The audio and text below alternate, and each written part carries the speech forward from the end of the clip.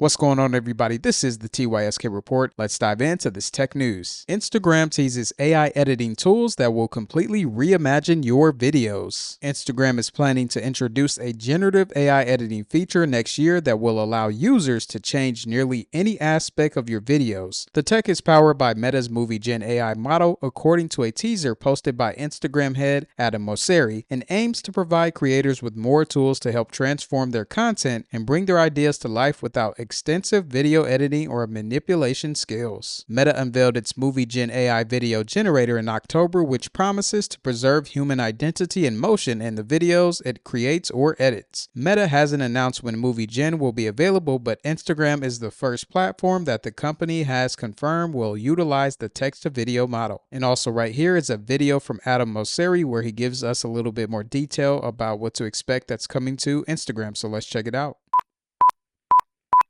We're working on some really exciting AI tools for you video creators out there. A lot of you make amazing content that makes Instagram what it is, and we want to give you more tools to help realize your ideas. And you should be able to do anything you want with your videos. You should be able to change your outfit, or change the context in which you're sitting, or add a chain, whatever you can think of.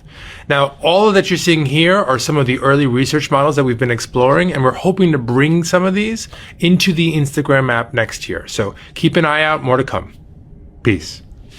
All right, so that video right there from Adam Mosseri seems very interesting and very promising. And with that technology, I think it's going to really push creativity to a higher height on Instagram, let alone just that puppet character with the felt is going to make things very interesting. People can create plenty characters out of that filter right there. So if you are an avid user of Instagram and you are a person out there who has created a lot of videos and continues to create videos, you can expect this tool sometime in 2025 where it can take your videos into a new world of exploration. Also, with this news, as we're getting close to the end of 2024 and heading into 2025, we're going to see a lot more companies starting to push out their different tools that people can utilize on different platforms when it comes to creating. So things are going to get really interesting next year, and I'll be sure to bring you any other information that arises with tools that you can use to create your next big viral video. Let's move on to the next article. EV startup Canoe places remaining employees on a mandatory unpaid break. Struggling electric van startup Canoe has placed its remaining employees on what it's calling a mandatory unpaid break through at least the end of the year, according to an email obtained by TechCrunch. The company told employees they are being locked out of Canoe systems at the end of the day on Friday, according to the email, and it said benefits will last through the end of December. The email comes just days after the company announced it was furloughing nearly 100 employees and idling an assembly facility in Oklahoma due to lack of funding. So yeah, it looks like things have been very rough for Canoe, but one thing to bring to your attention was this news right here. Walmart was supposed to purchase, or they probably did purchase, 4,500 Canoe electric delivery vehicles that were supposed to be used for last mile deliveries in support of its growing e-commerce business. And just to give you some visual insight, this is what the vehicle was supposed to look like. So with this deal, I'm not really sure what happened, but some other news also came out where a local news station reported on this news right here. Walmart is backing an electric vehicle startup, but it includes a main provision. The retail giant's agreement is to purchase as many as 10,000 battery-powered vans from Canoe. This provides a lifeline for the fledgling auto manufacturer.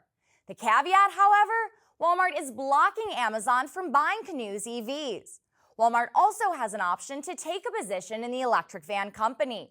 It states that for the duration of the pact, Canoe will not enter into any agreements for any services, such as design, manufacture, lease, or sale of EVs to Amazon, its subsidiaries, or affiliates. A security filing also indicates that Walmart's purchase order is non-binding. So yeah, very different numbers from that article and that video right there. The article said 4,500 and then that news anchor said 10,000. So I'm not really sure what happened with that. And also in that video right there, it talked about how Walmart had blocked Amazon from purchasing any of Canoe's vehicles. In the end, when it comes to these businesses in these innovative spaces, things can happen. But that also goes to show that funding is very, very necessary to keep your company going until you can can make a profit and continue to expand and grow without the need for that funding. So as we go into the new year, I'm not sure if things are going to turn around for this company, but I'll make sure to keep you updated if any other news arises. In the next article we have, Sanctuary AI shows new dexterity with in-hand manipulation skills. Sanctuary AI posted a video demonstrating new capabilities to perform in-hand object manipulation. In the video, it shows the company's 21 degree of freedom dexterous robotic hand manipulating a dice and other objects with its fingers. The hand uses miniaturized hydraulic valves rather than servos or cable-based tendons. Sanctuary said this method of hydraulic actuation offers an order of magnitude higher power density. However, it added that hydraulics can be more finicky and require more maintenance than electric power control systems. Demonstrating in-hand manipulation with a scalable and reliable system is a key milestone towards demonstrating the breadth and viability of capable general-purpose robots. Dexterous capability is directly proportional to the size of the addressable market for general-purpose humanoid robots, said James Well, CEO and Chief Commercial Officer of Sanctuary AI. Sanctuary's dexterous robotic hands are designed in a modular format, enabling future partnerships and integrations with both non-humanoid and humanoid general-purpose robots. So that's just some of the latest news from a company within the humanoid to robot space, and it looks like a lot of different companies are continuing to work on these different humanoid robots. And videos from the past few weeks I've been talking about humanoid robots, so it sounds like each company is working on something different and they want to make sure that they are getting things right. So things are moving along with these companies, and it looks like they are going to continue to make these humanoid robots better so that they can deploy them even more in different types of fields for different types of purposes. Let's move on to the next article. Matternet adds ANRA's UTM tech to expand drone delivery. Matternet, a provider of urban delivery drone technology, recently partnered with ANRA Technologies, a developer of unmanned aircraft system traffic management. Matternet will integrate ANRA's UTM capabilities with its software to manage fleets of drones. This partnership follows Matternet's recent launch of a drone delivery operation in Silicon Valley. It said this collaboration will help scale its drone networks as it progresses towards home deliveries. The home delivery service has also been piloted in Mountain View and Sunnyvale, California. The parties will focus on integrating UTM solutions that support the management of Matternet drones and their flight paths for strategic deconfliction with other drones, reducing the risk of collision. Additionally, they will work towards the integration of Matternet drones with a comprehensive UTM system. This will enable the company to scale its operations safely and efficiently, ensuring reliable integration into urban airspace while meeting regulatory standards. Matternet is a developer of commercial drone delivery systems for urban and suburban environments. The company builds the Matternet M2 drone and Matternet software platform and operates its technology directly for customers or in partnership with logistics organizations such as UPS. So that's more news related to drones. Now Matternet, this company, is focused on home deliveries, and in the previous video right here with DoorDash, I was talking about how they were working with Wing to do deliveries from malls. So it looks like these different companies who are implementing drones are continuing to push into the delivery space. This is why I always bring this news to you, because we could definitely see different companies having different fleets of drones flying above our heads and delivering different packages or delivering food or any other items that people want right to them. And this could possibly cut out deliveries when it comes to having things delivered via the traditional methods when it comes to a FedEx truck or a UPS truck or an Amazon truck. So this is just something to always keep an eye out on. Also, if you do order things online, you should definitely check to see if you see that drone option available near you. And if you do try it out, I would love to get your thoughts on that. And who knows, maybe 3 to 5 years from now, we all might have that option to have something delivered to us via a drone. Let's move on to the next article. Heim Energy signs global deal with Arla to scale thermal storage tech. Heim Energy, which makes thermal batteries that use molten salt, has signed a deal that could help it scale its technology to industrial levels. Arla, a Danish-Swedish multinational cooperative and the 5th biggest dairy company in the world, is partnering with Heim to develop a large-scale industrial thermal storage system. The project will initially be built by Arla's milk powder facility in Holstebro, Denmark. Heim and Arla will also jointly seek EU funding for the project. Heim uses a molten salt system built for energy-intensive industries such as food and beverage, chemicals, and metals production. The proposed system will have a capacity of 200 megawatts and would convert electricity from renewable sources into heat that will then be stored in molten salt tanks at above 500 degrees Celsius. The aim is to completely replace energy from fossil fuels in Arla's milk powder production and reduce CO2 emissions by 100%. Heim focuses entirely on industry segments where there's a large demand for steam, particularly particularly for continuous steam in the 200 degrees Celsius to 500 degrees Celsius temperature range, he added. So this is something that we're going to hear a lot more about as we head into the year of 2025. Lots of companies are going to be looking to find more ways to cut down on these different emissions and reduce their use of fossil fuels,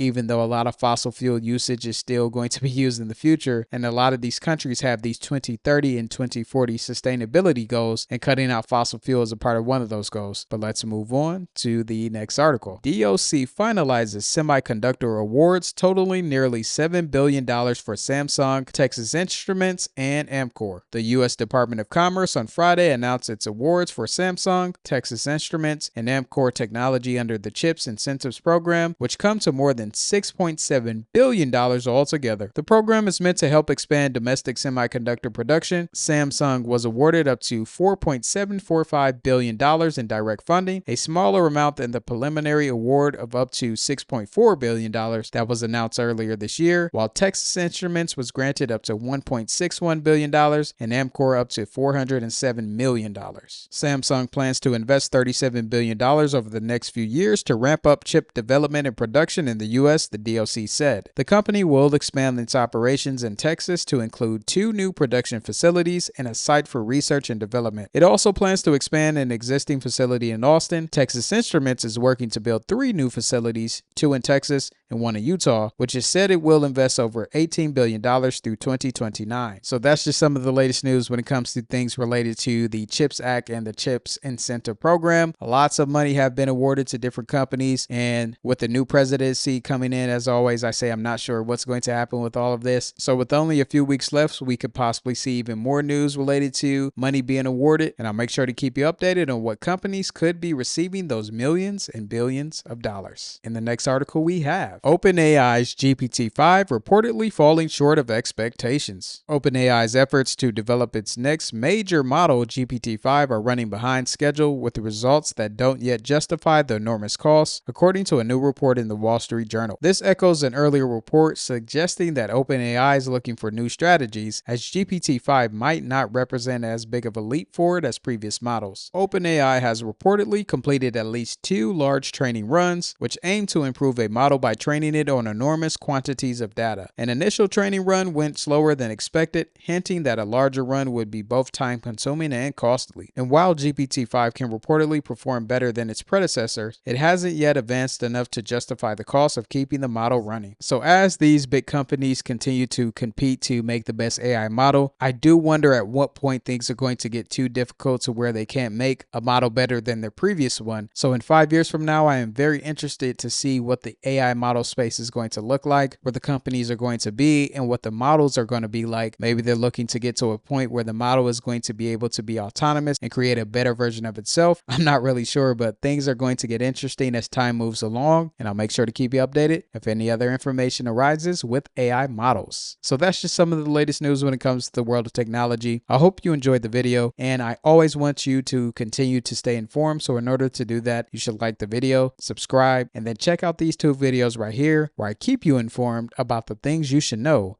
happening in the world of technology.